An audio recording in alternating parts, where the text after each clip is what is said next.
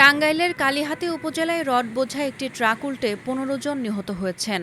আজ সোমবার ভোর ৪:৩০টার দিকে ঢাকা বঙ্গবন্ধু সেতু পূর্ব মহাসড়কের সংযোগ সড়কের সরাতৈল এলাকায় এ দুর্ঘটনা ঘটে। রডের ভারী স্তূপের নিচে চাপা পড়ে ঘটনাস্থলেই ১৫ জন যাত্রীর মৃত্যু হয়।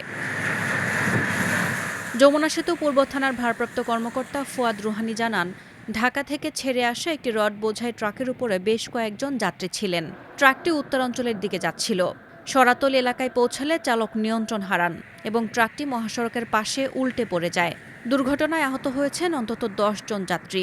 তাদের উদ্ধার করে দ্রুত টাঙ্গাইল জেনারেল হাসপাতালে ভর্তি করা হয়েছে। তাৎক্ষণিকভাবে হতাহতদের নাম পরিচয় কিছুই জানা যায়নি।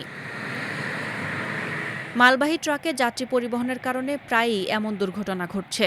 পুলিশ জানিয়েছে, নিহতদের পরিচয় শনাক্তের পাশাপাশি ঘটনার বিস্তারিত তদন্ত করা হচ্ছে।